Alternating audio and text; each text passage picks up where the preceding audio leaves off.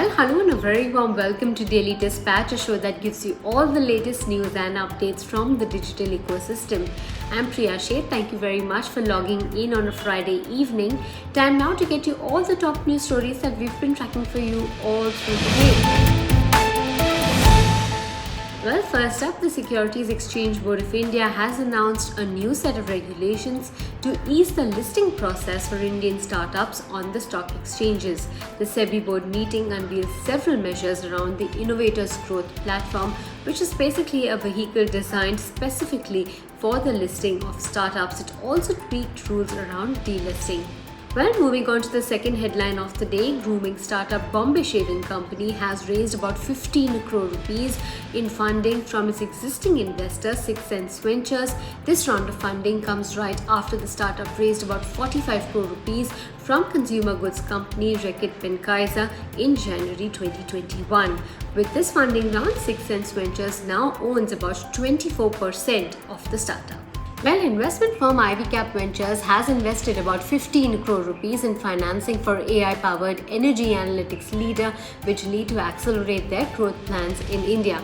Now, this investment will enable the company to further develop its utility AI platform, including electrification, EV, as well as decarbonization solutions, as well as to accelerate growth into new markets around the world.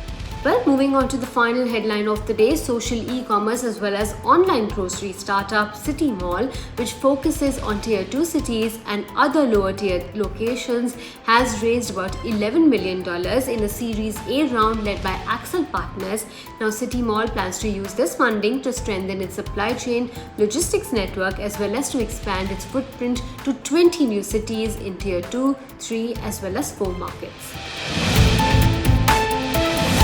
Well, moving on to our second segment, I have with me someone who has been very popular in the gaming space. I have me Bhavin Pandya from Games 24/7. Thank you very much, Bhavin, for joining us on the Daily Dispatch. I want to begin by asking you about 2020, a year where everybody was at home, a year where games have taken off in a big way. What has your experience been? So thank you, Priya, for having me. I really appreciate that. 2020 has been indeed a very interesting year, very unique year. Especially in the gaming industry, in gaming space. A lot of people who would otherwise not have been exposed to gaming were now sitting at home and sort of finding other forms of entertainment and have sought out gaming to be one of those forms of entertainment. So the initial part, once the lockdown kicked in, the first half of the year, gaming saw significant boom in terms of engagement, players coming back and playing, new players coming onto the platform, and so on and so forth, right? But as reality struck, as sort of people realized that this is here and now, and this is here to stay. The whole COVID epidemic, people started to sort of go out a little bit more. Some people started working. They had to go about their daily jobs, and so gradually we did see engagement drop. And so while there was a rise in engagement in the early part of the year, I would say the first 6 months or so, things did begin to sort of drop once people started going about their lives in the normal way. But yes, for those 4 or 5 months from end of February, early March, all the way till the end of June, early July, gaming took off in a significantly big way, and it sort of changed the level at which gaming was. So obviously, while there was some tapering, it still is at a higher level than it was before the epidemic. So in that sense, gaming has become a lot more popular. In your opinion, what are the kind of milestones that you've hit over the last couple of months, and how does 2021 look in terms of the way forward? Great question. So a little bit about us. So as Games 24/7, we have a few diversified businesses. We do Rummy for Money. We also do fantasy sports, in particular fantasy cricket, and then we have a casual gaming platform, right? And so all three have different have experienced different trajectories in the last couple of months, last year, if I may say so. There have been multiple states that have sort of raised objections, have banned Rummy, and so we're obviously in court because we believe that those bans are unconstitutional. So we're fighting those. But as far as My 11 Circle is concerned, our fantasy sports platform, things couldn't have looked better. In October, the IPL happened. We grew tremendously. right? We grew beyond our wildest imagination, and the next IPL will not fare no different. We expect to see us acquiring a lot of players on the back of a very promising campaign that we've sort of planned for this IPL.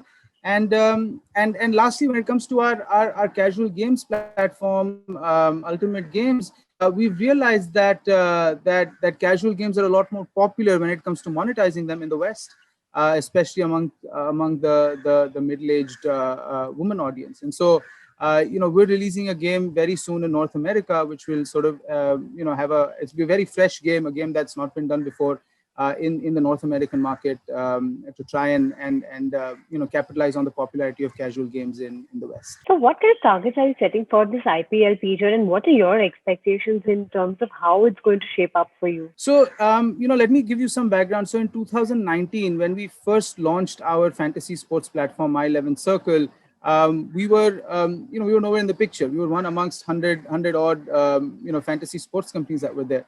But I'm very pleased to share with you and with others that over just short of 2 years, we've sort of gone from being one amongst 100 to being in the top three. And I don't have the numbers of our competition, obviously, but I can confidently say that we're in the top three. And our goal is obviously to try and better ourselves when it comes to the numbers. We acquired a bunch of players through that IPL, and our goal is to at least acquire as many players, if not more, through this coming IPL, right? In terms of revenue and monetization, we've always believed that if we have the right kind of product, the engagement will be there, and if the engagement is there, then our players will monetize, right? And so we focused on product innovation. We first did Play with Champions, where we had Mr. Saurav Ganguly as our brand ambassador, followed by Mr. Shane Watson, Mr. Rashid Khan, and through other such promising initiatives and product initiatives, we hope to better what we did in the last IPL.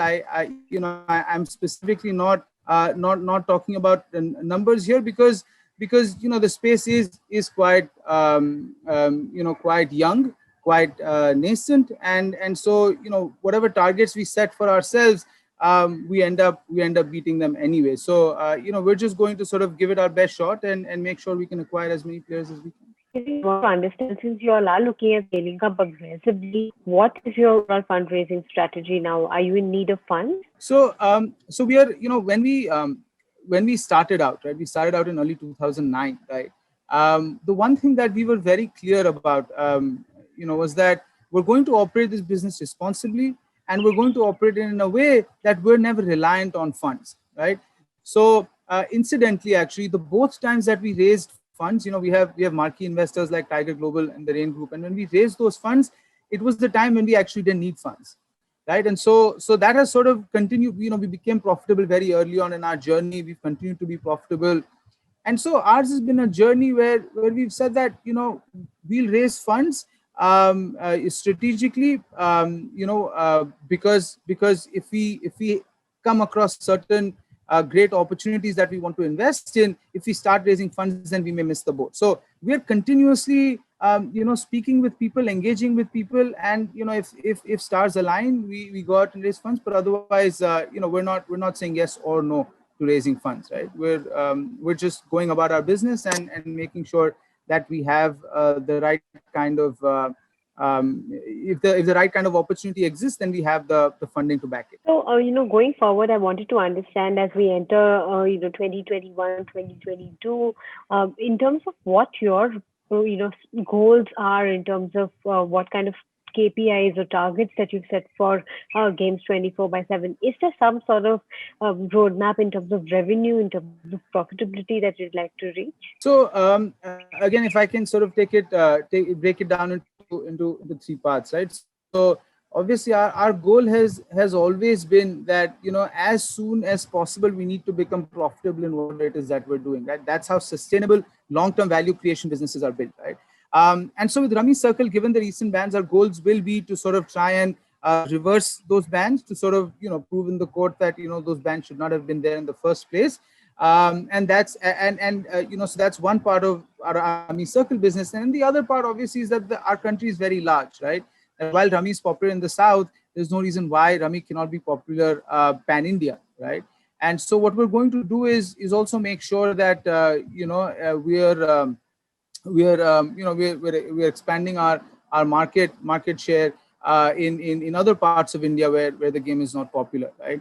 As far as fantasy sports and fantasy cricket is concerned, we obviously continue to do well on cricket, but then the idea is to also bring in more games and build a true fantasy sports platform. So that's something that we're definitely sort of a key target, key area for us to focus on. And then on Ultimate Games, on our casual gaming portfolio, the goal obviously is to try and really break into the West. It's a very, very competitive market. And if we can sort of break in there successfully, with a couple of games, I think then we would have done well for ourselves. All right. On that note, many thanks for joining us today, and we wish you all the very best going forward. Many thanks for being a part of the Daily Dispatch. Thank you so much for your time. Thank you so much, Priya, for having me once again. Thanks a lot, Priya. Well, time now to say goodbye. Many thanks for joining us on this edition of the Daily Dispatch. I'll see you on Monday at 5 p.m. Goodbye and have a lovely weekend.